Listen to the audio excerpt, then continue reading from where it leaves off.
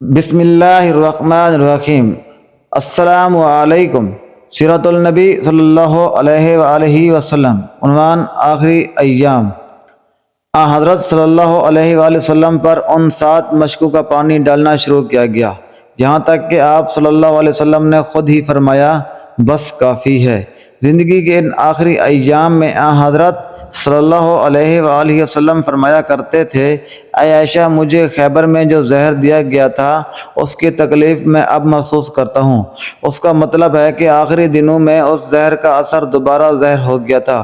اس طرح حضور صلی اللہ علیہ وآلہ وسلم کی رحلت درجہ شہادت کو پہنچتی ہے۔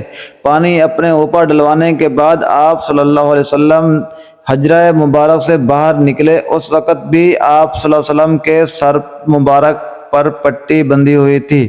سب سے پہلے آپ صلی اللہ علیہ وآلہ وسلم نے شہدائے احد کے لیے دعا مانگی، بہت دیر تک ان کے لیے دعا فرماتے رہے، پھر ارشاد فرمایا، اللہ تعالیٰ نے اپنے بندوں میں سے ایک بندے کے سامنے ایک دنیا رکھی اور دوسری طرف وہ سب کچھ رکھا جو اللہ تعالیٰ کے پاس ہے۔ پھر اس بندے کو اختیار دیا کہ ان دونوں چیزوں میں سے ایک چن لے۔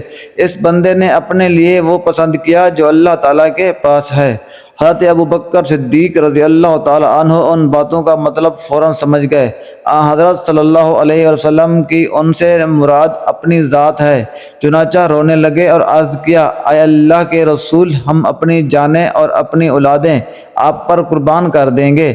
حضرت صلی اللہ علیہ وسلم نے انہیں روتے ہوئے دیکھ کر فرمایا، ابوبکر، خود کو سنبھالو۔ پھر لوگوں سے مخاطب ہو کر ارشاد فرمایا، لوگوں، ساتھ دینے کے اعتبار سے اور اپنی دولت خرچ کرنے کے اعتبار سے جس شخص کا مجھ پر سب سے زیادہ احسان ہے وہ ابوبکر ہے۔ یہ حدیث صحیح ہے، اس کو 10 سے زیادہ صحابہ نے نقل کیا ہے۔ پھر حضرت صلی اللہ علیہ وآلہ وسلم نے ارشاد فرمایا، مسجد سے ملے ہوئے تمام دروازے بند کر دیے جائیں، بس ابوبکر کا دروازہ رہنے دیا جائے، کیونکہ میں اس دروازے میں نور دیکھتا ہوں۔ صحبت اور رفاقت کے اعتبار سے میں کسی کو ابوبکر سے افضل نہیں سمجھتا۔ ایک روایت میں ہے، ابوبکر میرے ساتھی ہیں اور میرے غم سکار ہیں، اسی لیے مسجد میں کھلنے والی ہر کھڑکی بند کر دو سوائے ابوبکر کی کھڑکی کے۔ حضرت صلی اللہ علیہ وسلم نے حضرت ابوبکر صدیق رضی اللہ تعالی عنہ کے بارے میں یہ بھی ارشاد فرمایا، میرے ساتھی ابوبکر کے بارے میں مجھے تکلیف نہ پہنچاؤ۔ حضرت ابوبکر صدیق رضی اللہ تعالی عنہ کے بارے میں حضرت صلی اللہ علیہ وسلم کا یہ بھی ارشاد مبارک ہے کہ جب لوگوں نے مجھے جھوٹا کہا تھا تو ابوبکر نے مجھے سچا کہا تھا، جب لوگوں نے اپنا مال روک لیا تھا تو ابوبکر نے میرے لیے اپنے مال کو فیاضی سے خرچ کیا، جب لوگوں نے مجھے بے یار و مددگار چھوڑ دیا تھا تو ابوبکر نے میری غم خواری کی تھی۔ حضرت عباس رضی اللہ تعالی عنہ نے حضرت صلی اللہ علیہ وسلم سے عرض کیا، اے اللہ کے رسول، یہ کیا بات ہے کہ آپ نے ابوبکر کا دروازہ تو کھلا رہنے دیا اور باقی لوگوں کے دروازے بند کرا دیے؟ ان کی بات کے جواب میں حضرت صلی اللہ علیہ وسلم نے ارشاد فرمایا، اے عباس، نہ میں نے اپنے حکم سے کھلوائے اور نہ بند کروائے، مطلب یہ تھا کہ ایسا کرنے کا حکم اللہ تعالیٰ نے دیا ہے۔ اپنے اوپر 7 مشکوں کا پانی ڈلوانے کے بعد حضرت صلی اللہ علیہ وسلم نے افاقہ محسوس فرمایا تو مہاجرین سے ارشاد فرمایا، اے مہاجرین انصار کے ساتھ نیک سلوک کرنا، خیر کا سلوک کرنا، کیونکہ یہ لوگ میری پناہ گاہ تھے، ان کے پاس مجھے ٹھکانہ ملا، اس لیے ان کی بھلائی کے بدلے میں ان کے ساتھ بھلائی کرنا اور ان کی برائیوں سے درگزر کرنا۔ اتنا فرمانے کے بعد حضرت صلی اللہ علیہ وسلم ممبر سے اتر آئے۔ اپنی مرض وفات میں حضرت صلی اللہ علیہ وسلم نے حضرت ابوبکر صدیق رضی اللہ تعالی عنہ کو حکم دیا کہ وہ نماز پڑھیں۔ وہ نماز عشاء کی تھی۔ جب حضرت بلال نے اذان دی تو حضرت صلی اللہ علیہ وسلم نے ارشاد فرمایا، میرے لیے برتن میں پانی لو۔ آپ صلی اللہ علیہ وسلم نے وضو کیا، پھر مسجد میں جانے کا ارادہ فرمایا، مگر غشی طاری ہو گئی۔ کچھ دیر بعد افاقہ ہوا تو دریافت فرمایا، کیا لوگوں نے نماز پڑھ لی؟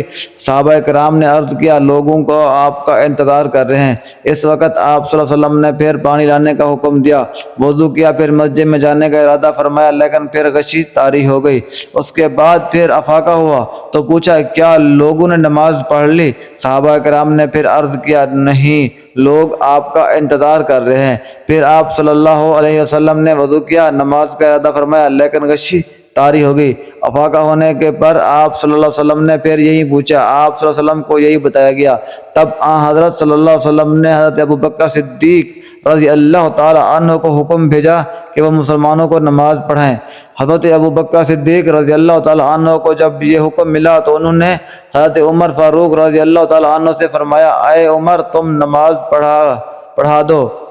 اس پر حضرت عمر رضی اللہ تعالی عنہ نے عرض کیا، اب آپ اس کے زیادہ حقدار ہیں۔ آخر حضرت ابوبکر صدیق رضی اللہ تعالی عنہ نے نماز پڑھائی۔ اس کے بعد حضرت صلی اللہ علیہ وآلہ وسلم کی وفات تک حضرت ابوبکر صدیق رضی اللہ تعالی عنہ ہی نماز پڑھاتے رہے۔ حضرت صلی اللہ علیہ وسلم کی زندگی کی مبارک میں اس طرح حضرت ابوبکر صدیق رضی اللہ تعالی عنہ نے 17 نمازیں پڑھائی۔